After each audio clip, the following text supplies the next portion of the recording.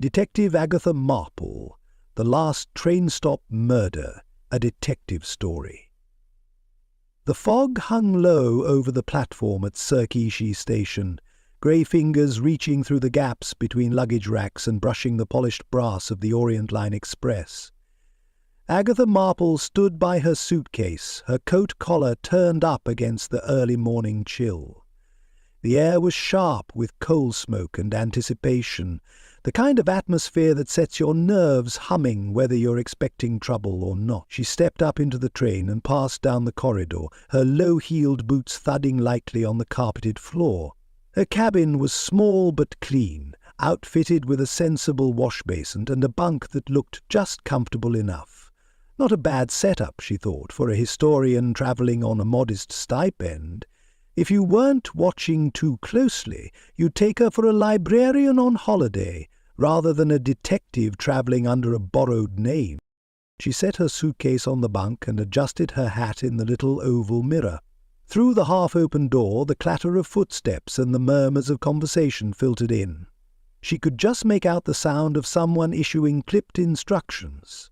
She wandered back to the corridor, curious, and caught sight of him. Dr. Percival Harrington, larger than life and dressed as if he owned the place. His camel-coloured overcoat swung as he walked, his leather case clutched in one hand and a cigarette holder in the other. Around him, a knot of hangers-on jostled for his attention. She watched from the shadow of her compartment door, her expression neutral. Harrington barked something at a steward and tossed a quip over his shoulder to one of his assistants. His voice carried down the corridor. "This medallion will be the talk of Europe by the time we reach Paris." He laughed then, sharp and self-satisfied, and disappeared into his compartment. The train began to creak to life. Agatha glanced out the window as the platform slipped away, the grey mist giving way to patches of sunlight as the train gained speed. As she passed through the corridor again, she caught whispers in English, French, German, and more languages she couldn't place. Most of it concerned Harrington. Some passengers spoke in awe of his latest find, their voices hushed, like pilgrims discussing a holy relic. Others weren't so reverent. She caught snatches of phrases like brilliant fraud and paper-thin evidence. Either way, it was clear that Harrington was the name on everyone's lips. Agatha returned to her cabin, her lips pressed tight. She'd read Harrington's work, noted the glaring holes he papered over with charm and bravado. He was clever, yes, but clever men with secrets often walked a fine line. She settled into the seat by her window, letting the rhythm of the train carry her thoughts forward. Sooner or later, secrets had a way of showing themselves, and when they did, she'd be ready.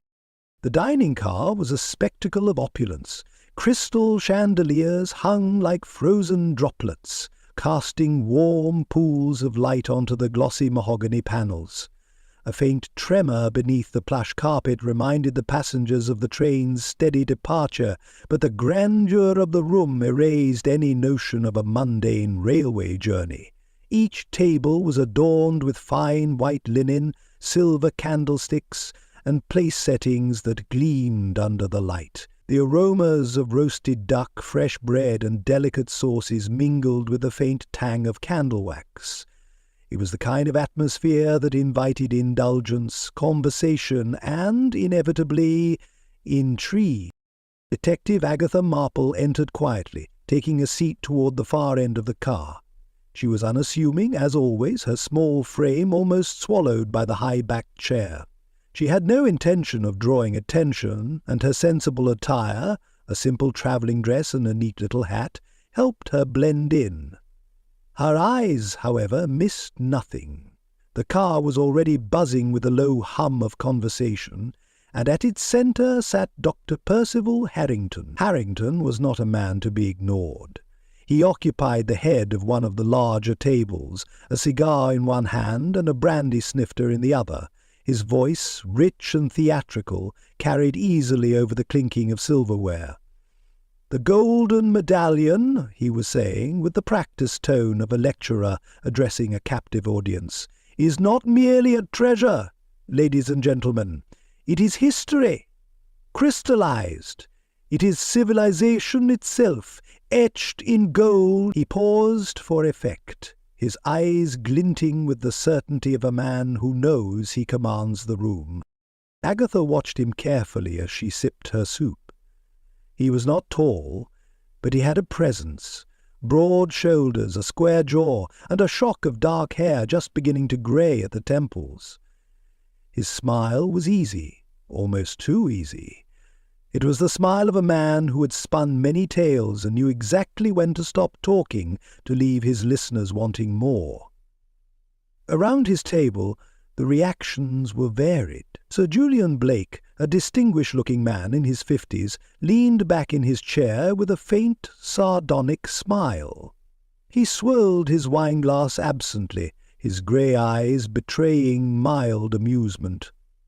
If he doubted Harrington's words, he was far too polite to say so, at least for the moment. Dr. Evelyn Montague sat ramrod straight, her hands folded tightly in her lap. She was perhaps a decade younger than Harrington, her face sharp-featured and pale. Her dark hair was drawn back severely, and her eyes, shielded by wire-rimmed spectacles, fixed on Harrington with a cold intensity. She did not interrupt him, but her disdain was almost palpable. Then there was Madame Isabelle Dubois. She was poised, elegant, and faintly mysterious. Dressed in a chic black gown, her every gesture seemed deliberate. She smiled at Harrington's account, but it was a faint, knowing smile, the sort that suggested she was letting him have his moment. She held a slender cigarette-holder in one hand, the smoke curling lazily upward. Agatha caught the glint of a bracelet on her wrist, a fine chain of gold links, and noted the way her fingers occasionally brushed it, as if the motion calmed her. Harrington's story built to a crescendo. He described the ancient site where he'd uncovered the medallion, the painstaking labour of removing it from centuries of soil, and the almost mystical aura it possessed. The passengers at the nearby tables leaned in, caught up in the romance of the tale, yet Agatha's sharp ears caught murmurs as well. Whispers of doubt, the kind one doesn't say too loudly in such a setting. Words like unverified and convenient discovery floated through the air. When Harrington finally raised his glass in a toast, to history, to adventure, to the boundless human spirit, his audience followed suit, their glasses clinking. Agatha noticed Sir Julian's hand linger on his glass stem, his toast as dry as the wine. Dr. Montague's toast was barely a motion, as though she were lifting her glass to an invisible foe. Madame Dubois, meanwhile, raised her glass gracefully and inclined her head to Harrington, her smile unreadable. As the train glided out of Istanbul and into the dark countryside, the atmosphere shifted. The bright sheen of Harrington's tale seemed to fade, replaced by a subtle tension. Agatha's gaze drifted to Madame Dubois. She saw the woman lean slightly toward the steward as he passed by, and there, a quick motion, Dubois handed him a small folded note. The steward's expression remained blank, but his hands moved swiftly, pocketing the note as he continued his rounds. Agatha tucked that detail away, her quiet observation as steady as the rhythmic hum of the train beneath them. The dinner wound down, but the echoes of Harrington's voice still seemed to hang in the air. Agatha sat back, her expression calm, yet beneath her composed exterior her mind was already piecing together the tiny cracks she had glimpsed in Harrington's flawless narrative. Secrets, she thought, were like shadows. You might not see them immediately, but they were always there, waiting for the right light. The morning broke with a faint, pale light seeping through the fog. The world outside the Orient Line Express blurred as though viewed through frosted glass. The rhythmic hum of the train on its tracks created a soothing melody, and Agatha Marple, ever the early riser, was sipping a modest cup of tea in her compartment, when the tranquility was shattered. A piercing shriek tore through the stillness, echoing down the corridor like the cry of a wounded animal. Agatha set down her teacup with deliberate calm and reached for her coat. Moments later there came a frantic knock at her door. It was the steward, his usually composed face pale and drawn. "Madame," he stammered, his voice trembling, "there's been an incident. Dr. Harrington, His voice faltered. Agatha's sharp blue eyes locked onto his, steadying him with a quiet authority. "Take a deep breath, young man," she said. "Now tell me, what has happened?" "Dr. Harrington," he finally managed. "He's dead in the dining car." Without hesitation, Agatha stood, adjusting her hat and gloves with practiced efficiency. "Lead the way." The dining car, so lively the previous evening, was now cloaked in an eerie silence. The air was heavy, thick with the acrid scent of spilled wine and uneaten food. Dr. Harrington's body was slumped in his chair at the head of the table, the grandeur of his presence reduced to lifeless stillness.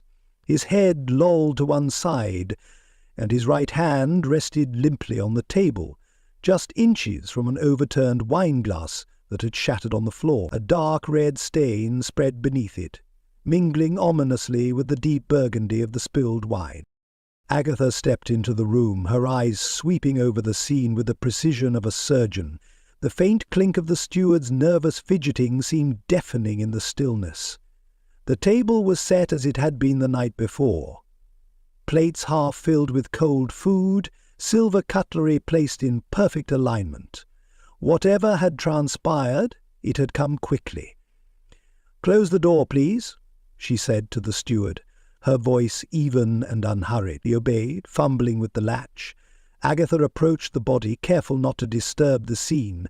Harrington's face bore a strange expression, a mixture of surprise and something darker, something that hinted at a fleeting moment of fear.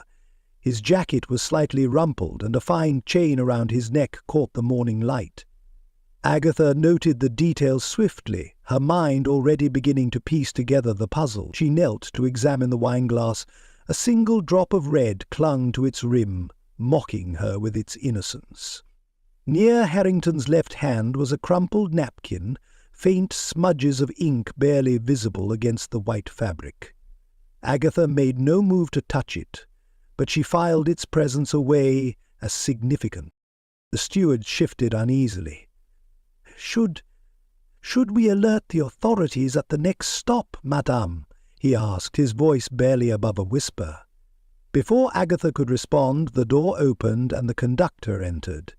He was a tall man, his uniform crisp, but his expression betraying his unease. He took one look at the scene and hesitated, his professional composure faltering.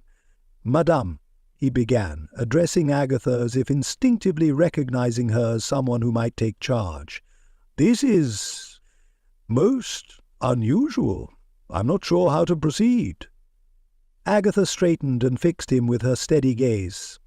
"Dr. Harrington has met an untimely end, that much is clear," she said.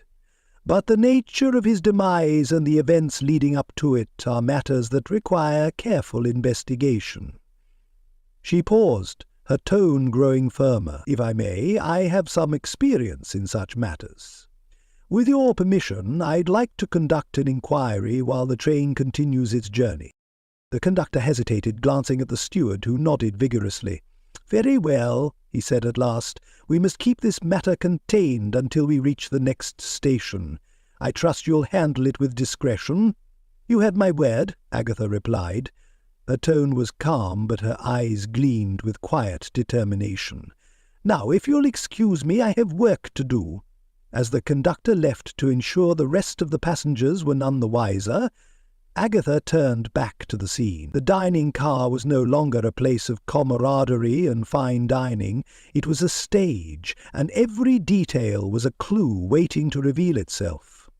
Dr. Harrington's final toast had been made, and the echoes of his booming voice still lingered in the air. But now it was Agatha's turn to take centre stage.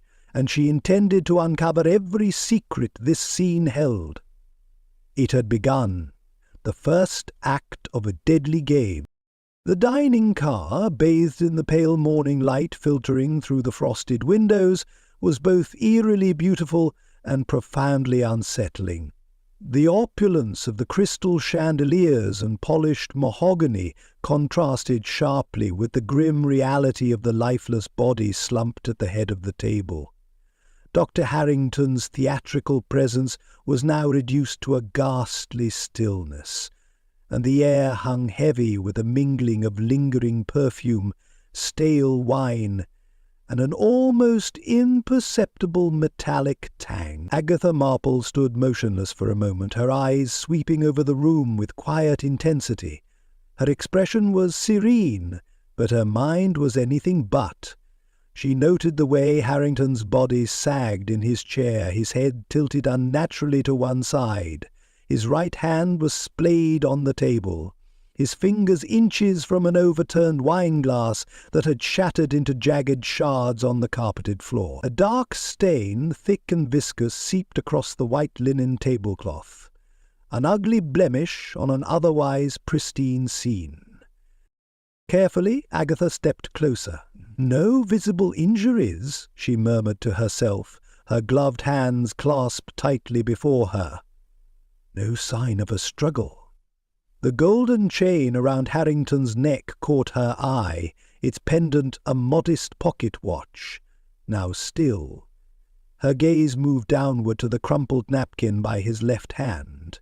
The faintest smudges of ink marred the fabric, as though he had been holding or reading something hastily before his untimely end. She crouched slightly, peering at the floor beneath the table. The faintest scuff marks disrupted the otherwise smooth carpet, leading away from Harrington's chair toward the door. And yet, conspicuously absent from the scene was the leather-bound case Harrington had carried so proudly the evening before. The case containing his prized golden medallion, the so-called artifact of the century. "Interesting," she said quietly. She stood and adjusted her gloves, her sharp eyes narrowing in thought. The steward hovered nervously near the doorway, shifting his weight from foot to foot as though unsure whether to speak. Agatha turned to him abruptly. "When was the dining car last attended?" "After the late dinner service last night, madam," he stammered. "It was locked as usual, and no one was meant to enter until breakfast." "Yet Dr. Harrington clearly returned," she observed, gesturing toward the half-empty glass of wine and the untouched bread roll on the table. "And it appears he wasn't alone."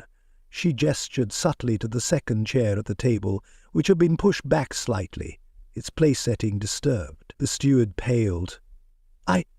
I don't know how anyone—" "Calm yourself," Agatha said gently but firmly. "Panic will not help us. Now, where are the other passengers?"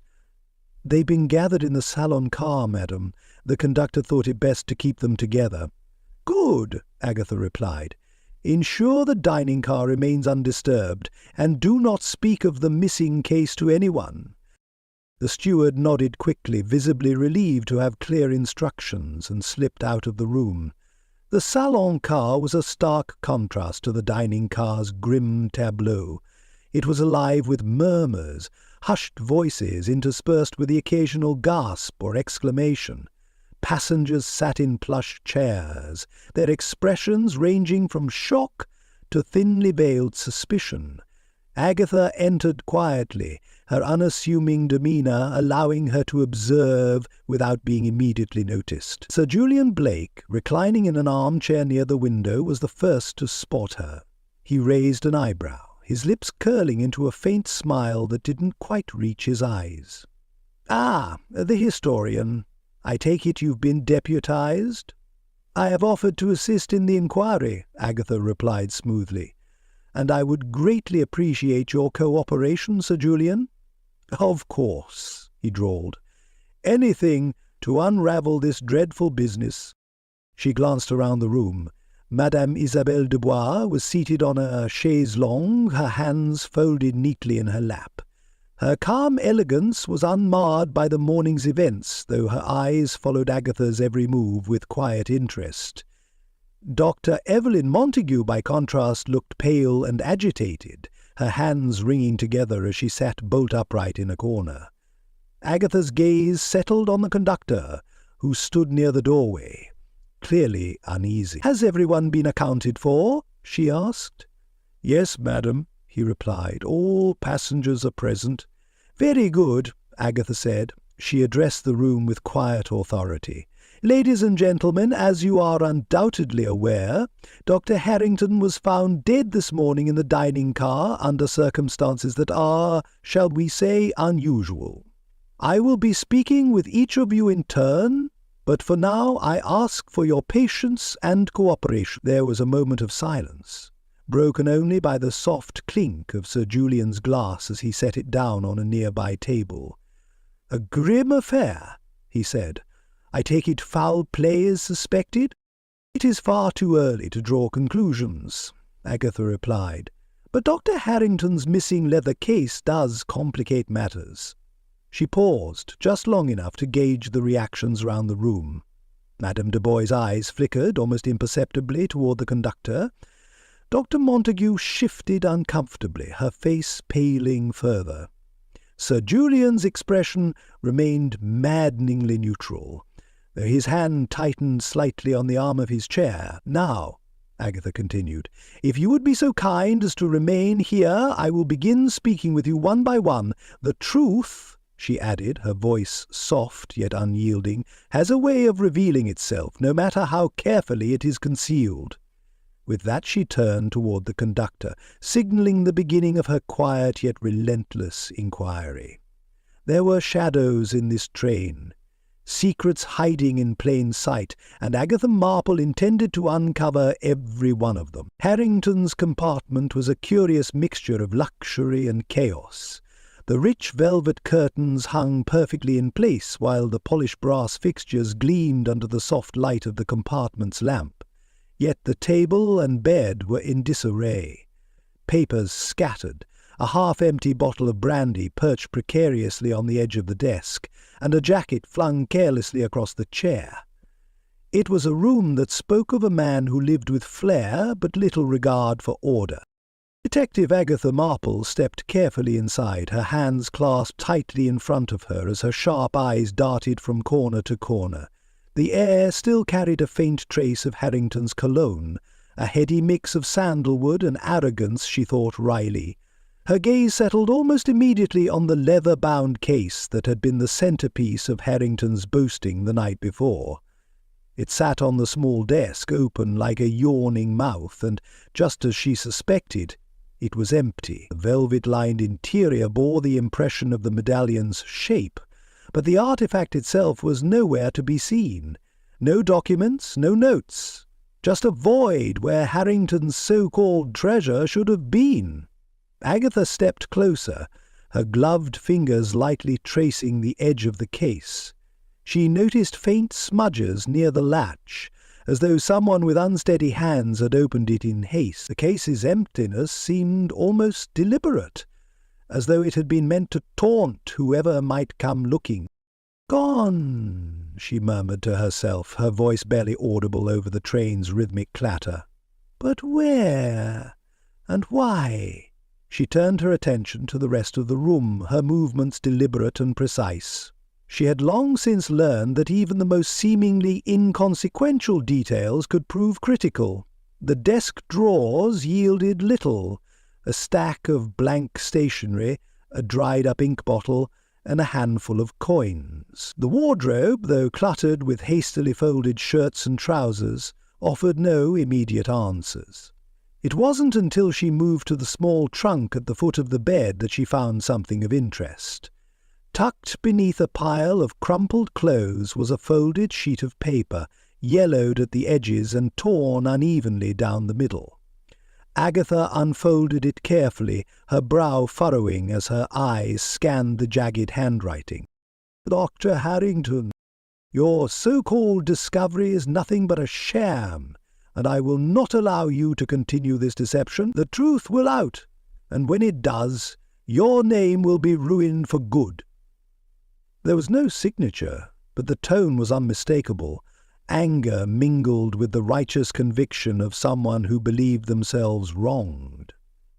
The paper smelled faintly of ink and tobacco, and Agatha couldn't help but wonder which of the passengers had written it. She read the letter again, her sharp mind fitting the pieces together like a puzzle.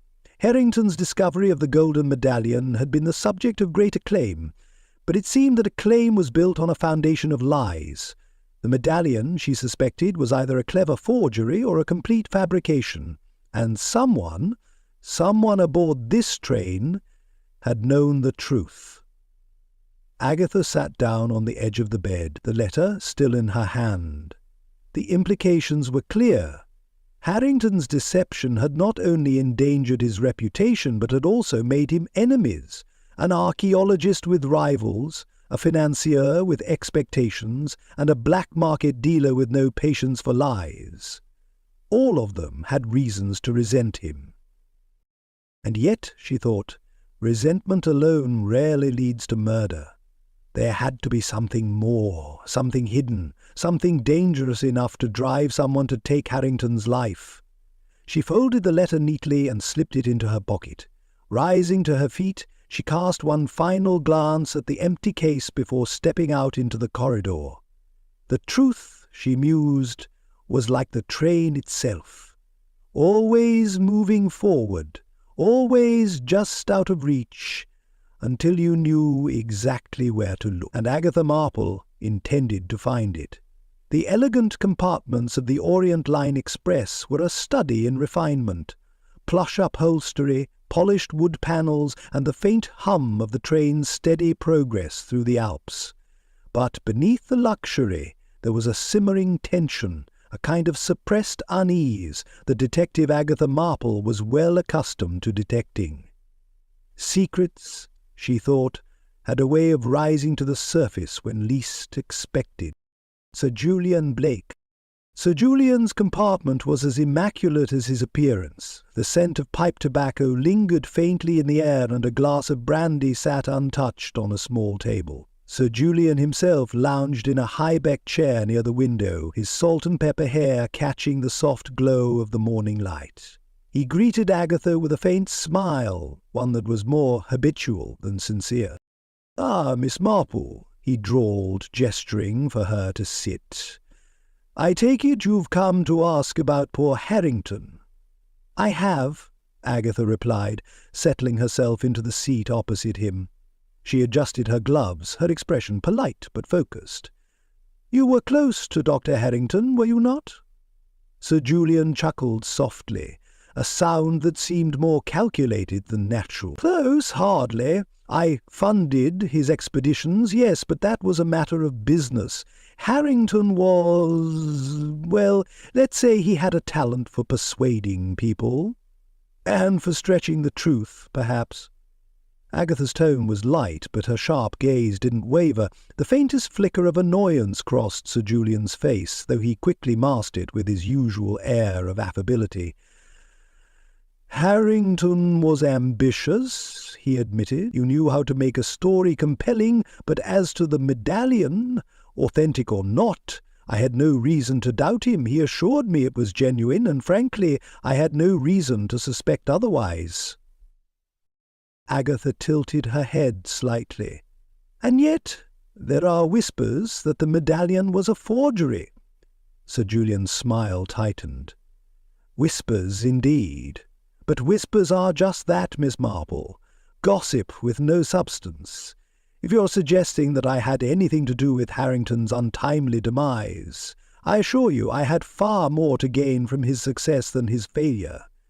Agatha leaned forward, her tone soft but pointed. "Sometimes, Sir Julian, people act not out of logic, but out of fear. Was there something Harrington knew that you didn't want revealed?" For a moment his charm faltered. He took a long breath, then picked up his brandy glass and swirled the liquid absently. "Fear is a powerful thing, Miss Marple. But I am not a man who acts on fear." His voice was steady, but his hand betrayed the slightest tremor. Agatha noted it, but didn't press further. "Thank you, Sir Julian. That will be all for now. Dr. Evelyn Montague." Dr. Montague's compartment was starkly different. Papers and books were neatly arranged on the small desk, and her suitcase sat open but meticulously packed. She stood as Agatha entered, her posture rigid and her expression guarded. "Miss Marple," she said curtly, "I presume you wish to speak about Harrington." Agatha nodded, taking a seat at the desk. "You knew him well, I believe?" Amelini's lips pressed into a thin line, well enough to know what kind of man he was. "A brilliant man, some would say," Agatha ventured. "A thief," Evelyn replied sharply. "And a fraud." Agatha raised her eyebrows. "Strong words, Dr. Montague." "They're accurate." Evelyn crossed her arms, her gaze unflinching. "Harrington was a master at taking credit for the work of others. I spent years researching the very sites he claimed as his own discoveries. When I confronted him, he laughed, said that no one cared who did the work, only who told the story." "You must have been angry," Agatha said softly. "Angry?" Evelyn's voice cracked slightly, and she paused to collect herself. "Yes, I was angry. But I'm a scientist, Miss Marple, not a murderer. I intended to expose Harrington at the next conference. I wanted the truth to ruin him, not this." Agatha studied her carefully. "The truth can be a powerful weapon, Dr. Montague, but so can silence. Were you aware that Harrington's medallion may have been a forgery?" Evelyn hesitated. "I suspected it," she admitted finally. "But I had no proof." "And yet," Agatha said, rising to her feet, "you had plenty of motive, even if you chose not to act on it. Thank you, Dr. Montague. You've been very helpful. Madame Isabelle Dubois." Madame Dubois's compartment was as elegant as the woman herself. Draped in a silk shawl and perched gracefully on the edge of her seat, she greeted Agatha with a faint, enigmatic smile. A delicate porcelain teacup rested on the table before her, and the faint scent of her perfume, a rich floral blend, lingered in the air. "Miss Marple," she said in her lilting accent. "What an unexpected pleasure." "At Madame Dubois," Agatha replied, taking a seat. "I appreciate you speaking with me." "But of course," Dubois said smoothly.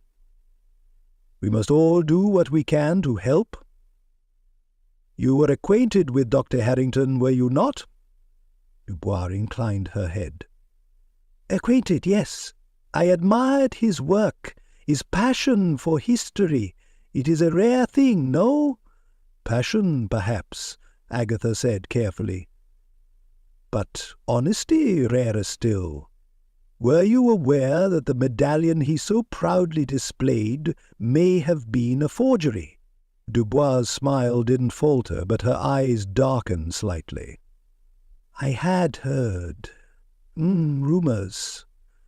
But rumours are often exaggerated." "And yet," Agatha said, "you seemed quite interested in his case last night. A note passed to the steward, if I am not mistaken." Dubois' expression remained serene, but her fingers tightened slightly around the teacup. "A private matter," she said lightly. "Nothing to do with Dr. Harrington." Agatha leaned back, her eyes never leaving Dubois' face. "One last thing, madame. A napkin was found near the dining car, bearing the faint scent of your perfume. Can you explain how it came to be there?" Dubois' smile froze, just for an instant. "Perhaps it was dropped," she said finally. "It is a small train, Miss Marple. Perfume tends to linger." "Indeed it does," Agatha murmured. She rose, smoothing her skirt. "Thank you, Madame Dubois. I trust you'll remain available for further questions." As Agatha stepped back into the corridor, her mind churned with possibilities. Each suspect had a story, a motive, and secrets they would rather keep hidden. The truth, she knew, was buried somewhere among them, and it was her job to unearth it. The late morning sun cast soft light into Harrington's dishevelled compartment as Agatha Marple sat at the small desk, carefully rifling through the scattered papers. The mess spoke volumes about the man, a mind brilliant in performance but careless in practice. Somewhere among the jumble of notes, receipts, and personal letters, Agatha was sure the truth lay waiting. Her hands paused over a folded sheet of paper, its edges worn as though handled too often. The handwriting on the outside was bold, efficient, and unfamiliar. She opened it gingerly and saw a string of numbers and letters, seemingly random, spaced unevenly across the page. For a moment her brow furrowed, but her lips curved into a faint smile as she recognized the hallmarks of a coded message. Agatha drew a pencil from her handbag and began to work, her movements precise. Deciphering such messages was a skill she had honed long ago, and soon the meaningless string of characters transformed into coherent sentences. To Roland Vasseur, delivery will be made upon arrival in Paris. Payment in full expected. Medallion authentic. Proceed as planned. Departure from public life imminent. Agatha sat back, her mind racing. Roland Vasseur! The name was not unfamiliar. One of Europe's most infamous black market dealers known for smuggling priceless artifacts to the highest bidder. Harrington had not only been dealing with stolen antiquities, but had also been plotting his escape, his so-called medallion, the linchpin of his plan. The letter's reference to departure from public life was chilling in hindsight. Harrington had intended to vanish with his ill-gotten gains. She folded the letter carefully and slipped it into her pocket, her thoughts turning to the passengers. Madame Dubois' connections to the art world suddenly seemed far more sinister. Sir Julian's financial stake in Harrington's success and Dr. Montague's simmering resentment both now took on darker shades. It was evident that more than one person aboard the Orient Line Express might have had reason to fear the fallout of Harrington's dealings with Vasseur. The observation car, with its sweeping views of the misty alpine valleys, was uncharacteristically quiet when Agatha entered. A few passengers lingered, staring out at the passing scenery, but her attention was drawn to a steward standing by the far window. He was young, his hands fidgeting nervously as he held a small envelope. Agatha approached him, her steps light but deliberate. "Good morning," she said softly, startling him. "Madam," he stammered, quickly tucking the envelope into his jacket pocket. "You seem troubled," she remarked, her eyes narrowing slightly as she observed him. "May I help?" "No, madam, everything is quite in order," he replied, though his darting eyes told another story. Agatha followed his gaze and saw Madame Dubois seated on a nearby chaise, speaking quietly with Sir Julian Blake.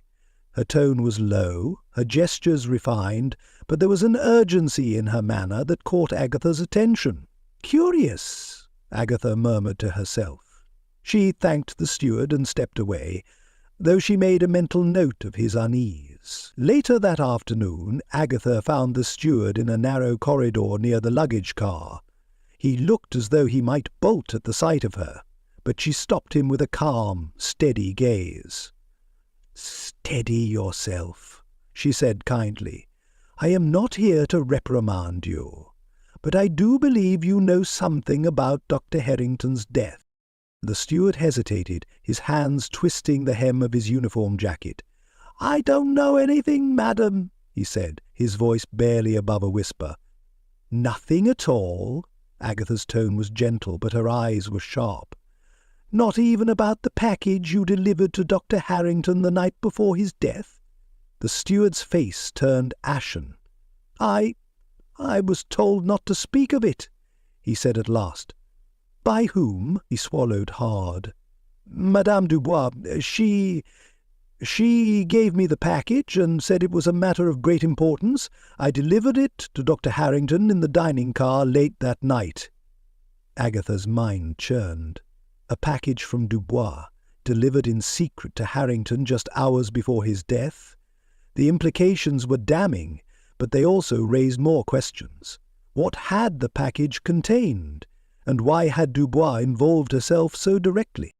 "Thank you," she said, her voice calm. "You've been most helpful, but I suggest you keep this matter between us for the time being." The steward nodded quickly and hurried away, leaving Agatha alone in the dim corridor. She glanced toward the dining car, her thoughts heavy. Someone aboard this train was playing a dangerous game, and it was clear that the stakes were higher than she had anticipated. As she turned back toward her compartment, a faint sound caught her attention, a whisper of movement, the soft creak of a door. Agatha paused, her senses heightened. Someone was watching her, she realized, though she couldn't yet tell who. The game, it seemed, was growing more perilous by the moment. The steward stood in the dimly lit corridor, his face as pale as the starched collar of his uniform. His hands trembled slightly as he wrung them together, his eyes darting to avoid Agatha Marple's steady gaze. Behind them, the soft hum of the train on its tracks was the only sound. "I did it," he said suddenly, his voice breaking the silence. "I killed Dr. Harrington." Agatha tilted her head slightly, her expression unreadable. "Go on," she said, her voice calm and encouraging, as though she were coaxing a child to confess a minor misdeed. The steward took a deep breath and began to speak, his words tumbling out in a rush. "It was the smuggling," he said. "Harrington. He blackmailed me into helping him. He made me hide artifacts in the luggage compartments on his previous journeys. He said he'd ruin me if I didn't cooperate. I couldn't take it any more.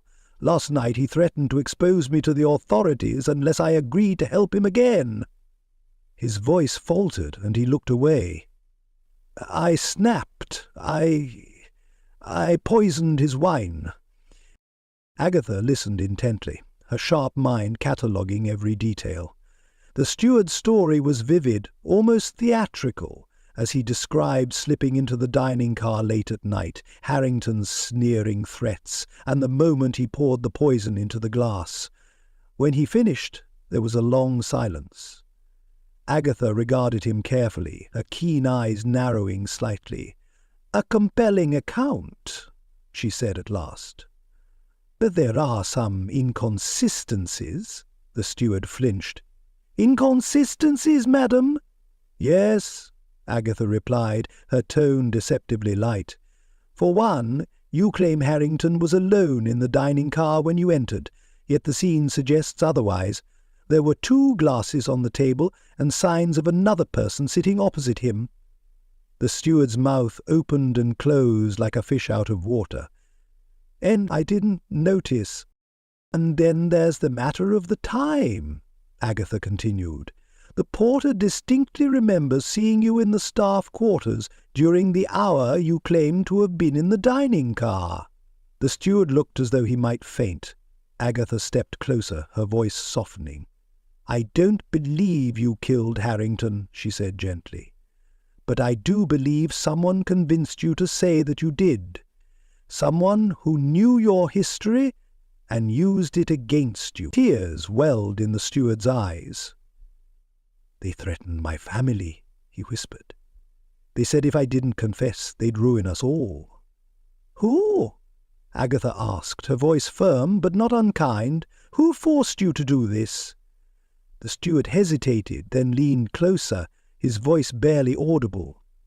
"It was a passenger, the quiet one, the one no one notices." Back in her compartment, Agatha sat by the window, the rumble of the train a steady accompaniment to her thoughts. She laid out the pieces of the puzzle before her, figuratively speaking, the missing medallion, the coded telegram, the package from Madame Dubois, and now a forced confession. The picture was finally taking shape. It was the telegram that held the key. Harrington had been planning to blackmail someone. A dangerous game. The coded message spoke of documents, and Agatha now realized their significance. They weren't related to the medallion at all, but rather to something far more explosive.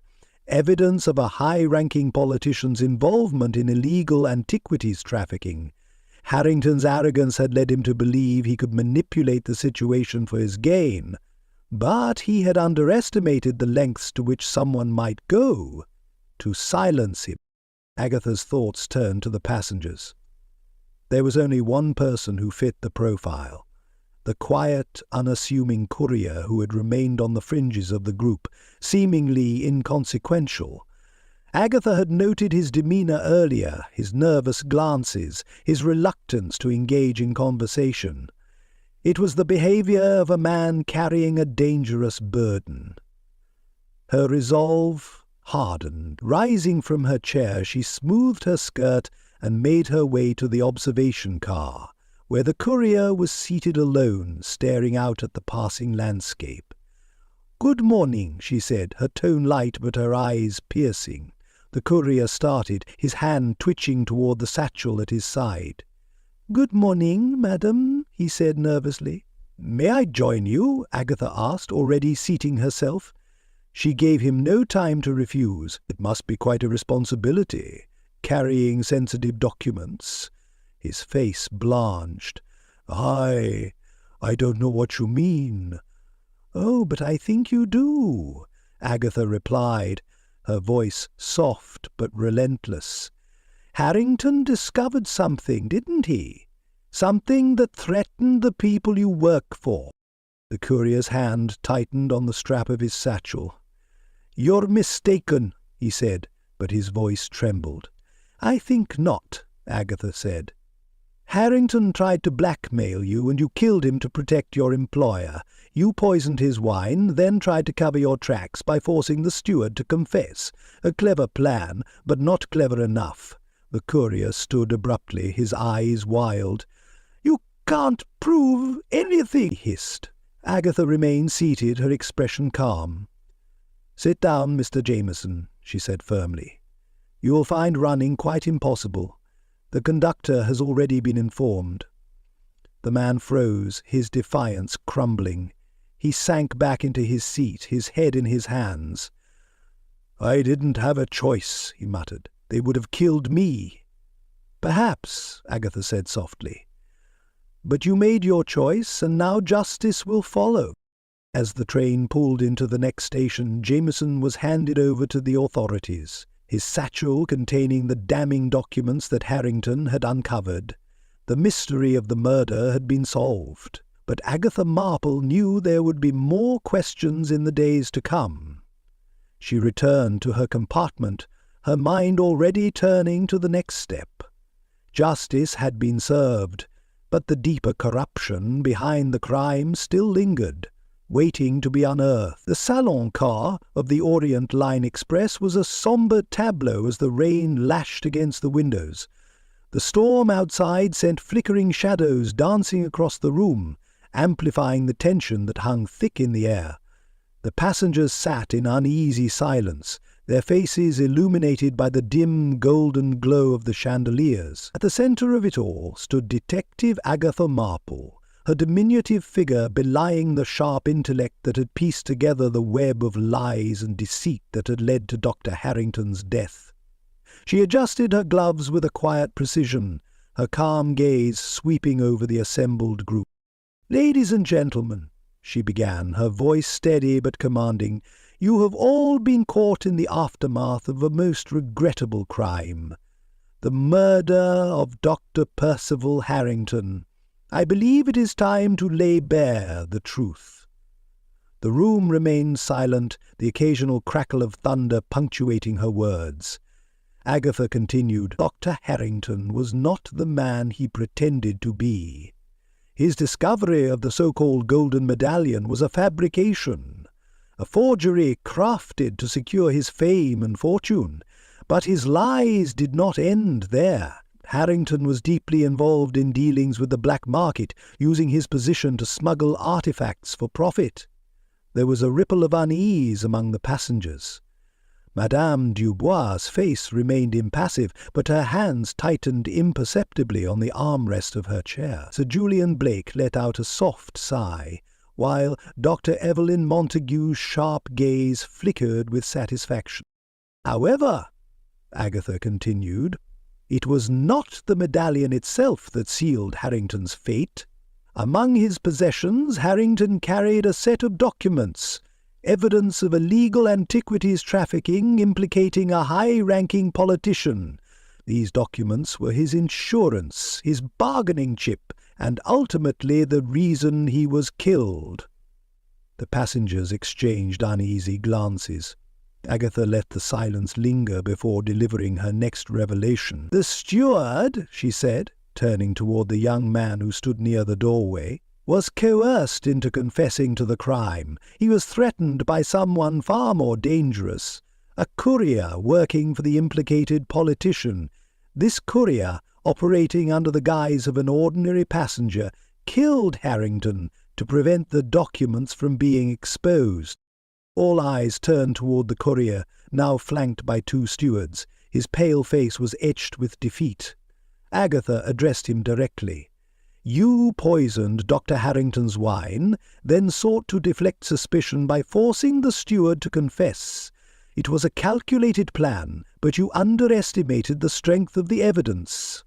The courier said nothing, his head bowed. Agatha straightened and addressed the room once more. "The documents have been secured and will be handed over to the authorities.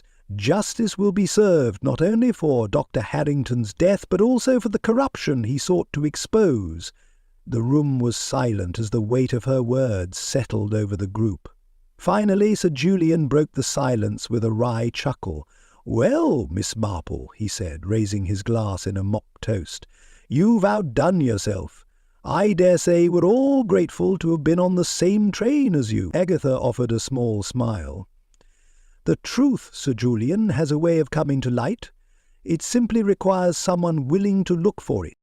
The train rolled into the final station as the rain began to ease, the storm leaving behind a world that felt strangely subdued.